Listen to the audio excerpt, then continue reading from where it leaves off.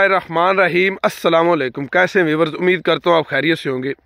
दोस्तों, आज का हमारा टॉपिक है कि जो गंदम की फसल है, इसको कब तक जो नाइट्रोजनी खादें हैं या यूरिया खादें वो लगाई जा सकती हैं, कब तक ये फ़ायदेमंद है, और एक स्टेज आती है जिसके बाद ये नुकसानदेह होती है और पैदावार में बहुत ज़्यादा कमी ला रही होती है। तो ये बड़ा अहम टॉपिक है और काफ़ी ज़िम्मेदार भाइयों का ये सवाल था।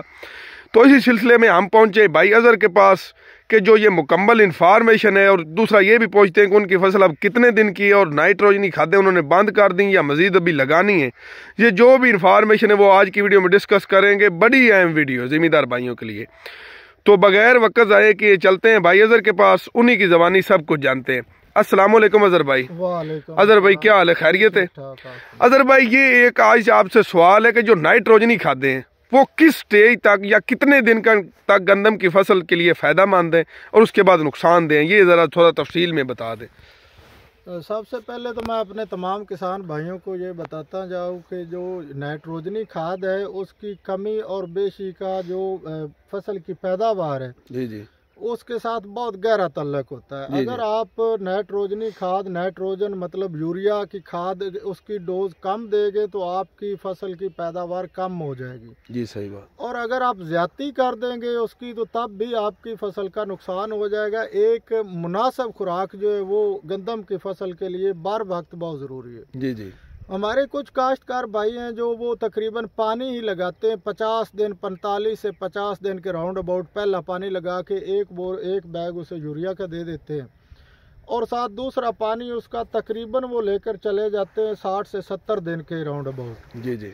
तो जब आपकी फसल आप बीज डाल देते हैं, आप इसकी बिजाई मुकम्मल कर लेते हैं जी जी, तो फसल की जर्मिनेशन जो पहले अक्टूबर या पहले नवंबर में जी जी काश्त की जाती है, उसकी जर्मिनेशन तो टाइम से हो जाती है, जल्दी हो जाती है। जो नवंबर के वस्त के बाद या दिसंबर तक भी हमारे कुछ भाई कर रहे हैं जी जी काश्त, तो वो ज़्यादा जल्दी उसकी जर्मिनेशन नहीं होती। क्यों? वो धूप नहीं होती, हरारत कम होती है, और सर्दी की वजह से जो अपना जर्मिनेशन है वो जल्दी नहीं होती जी जी।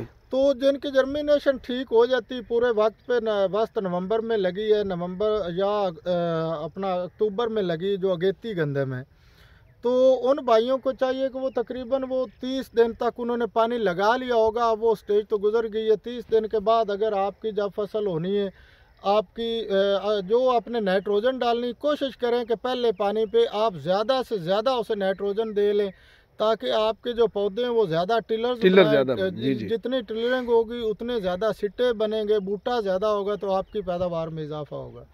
दूसरा, आप जो पानी है वो तकरीबन आप 60 से 65 दिन के राउंड अबाउट आपकी ज़मीन के हिसाब से लाजमी लगा लें जी जी। दूसरे पानी पे आप देख लें, अगर आपने पहले पानी पे भरपूर आपने खाद दी है तो ठीक है, फिर आप कम यूरिया भी आधी बोरी भी इस्तेमाल कर सकते हैं, तो वो काम चल जाता है और अच्छी पैदावार आ जाती है जी जी।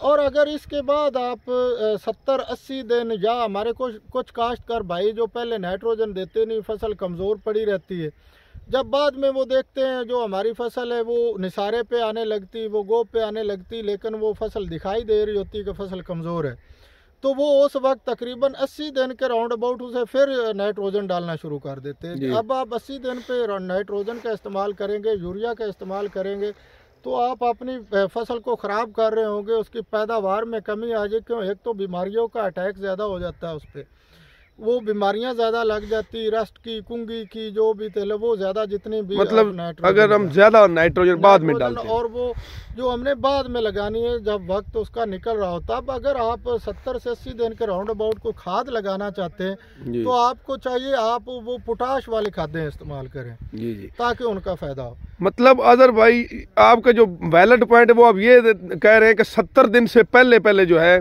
वो इसको नाइट्रोजनी खादें लगा देनी चाहिए, ख़त्म कर देनी। बिल्कुल ऐसा ही है।